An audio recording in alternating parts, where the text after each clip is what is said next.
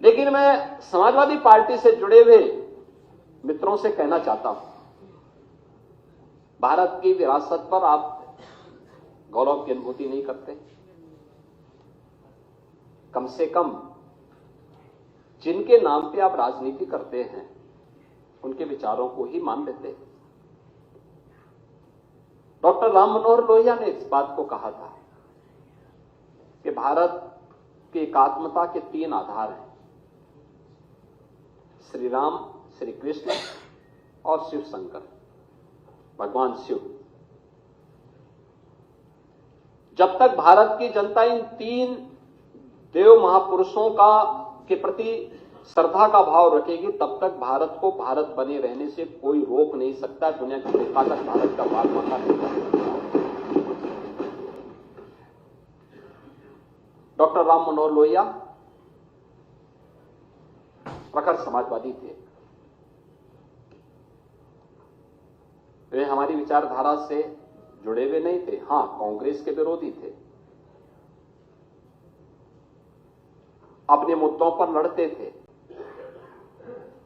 आज Samajwadi party doctor Lohia के विचारों से कितनी दूर भाग चुकी है। आज राम को, कृष्ण को, शिव की परंपरा को, भारत की विरासत को कोसना यह समाजवादी पार्टी का मानो जीवन का उद्देश्य हो गया। और दुर्भाग्य है कि इन्होंने आदर्श किसको माना है? यानी औरंगजेब को। औरंगजेब को अब ये लोग अपना आदर्श मान रहे हैं। औरंगजेब का पिता शाहजहां अपनी जीवनी में लिखता है, अपनी आत्मकथा में लिखता है कि खुदा करे कि ऐसा कमबख्त किसी को पैदा न हो। उसने आगरा के किले में अपने बाप को कैद करके रखा, एक एक बूंद पानी के लिए तरसाया।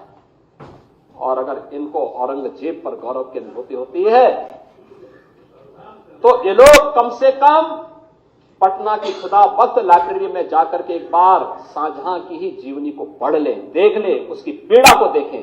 हां, जिनका आचरण औरंगजेब जैसा है वे लोग तो औरंगजेब पर गौरव की अनुभूति करें, लेकिन भारत को कम से कम इस पर न करें। और समाजवादी पार्टी को इसका जवाब देना चाहिए। भारत की आस्था पर प्रहार करने वाला दुर्दांत, धर्मांत, क्रूर शासक, उसको समाजवादी पार्टी आदर्श मानती है। जो भारत को रौंदने के लिए आया था, जजिया कर लगा रहा था, भारत का इस्लामीकरण कर रहा था। कोई सभ्य मुसलमान भी अपने पुत्र का नाम औरंगजेब नहीं रखता, क्योंकि इसे मालूम है यथा नाम तथा काम। अगर ऐसा नाम रखेंगे तो फिर एक एक बूंद पानी के लिए तरसना पड़ेगा। और शाहजहां ने भी अपनी जीवनी में लिखा है, उन्होंने कहा है कि औरंगजेब को कोसते हुए उसने लिखा कि तुमसे अच्छा तो ये हिंदू है जो जीते जी तो अपने बुजुर्ग मां बाप की सेवा करता है, मरने के बाद श्राद्ध तर्पण के माध्यम से वर्ष में एक बार उन्हें जल देता है। तुम तो मुझे एक एक बूंद पानी के लिए तरसा दी हो। अब समाजवादी पार्टी यह तय करे ये पटना की खुदाबख्त में जाकर के ये समाजवादी पार्टी का नेता, आपका विधायक घोषणा करो ना, उस कमबख्त को निकालो पार्टी से और उसको एक बार यूपी भेज दीजिए, बाकी उपचार हम अपने आप करवा लेंगे। जो व्यक्ति छत्रपति शिवाजी महाराज की परंपरा पर गौरव की अनुभूति करने की बजाय लज्जा महसूस कर रहा हो और औरंगजेब को अपना नायक मान रहा हो, क्या उसको भारत के अंदर रहने का अधिकार होना चाहिए क्या? और समाजवादी पार्टी को इसका जवाब देना चाहिए। एक तरफ आप कुंभ को कोसते रहे और दूसरी तरफ औरंगजेब जैसे दुष्ट और क्रूर, धर्मांध, मंदिरों को तोड़ने वाले व्यक्ति को, भारत की आस्था को निर्ममता के साथ रौंदने का कार्य करने वाले व्यक्ति को महिमामंडन करते हो।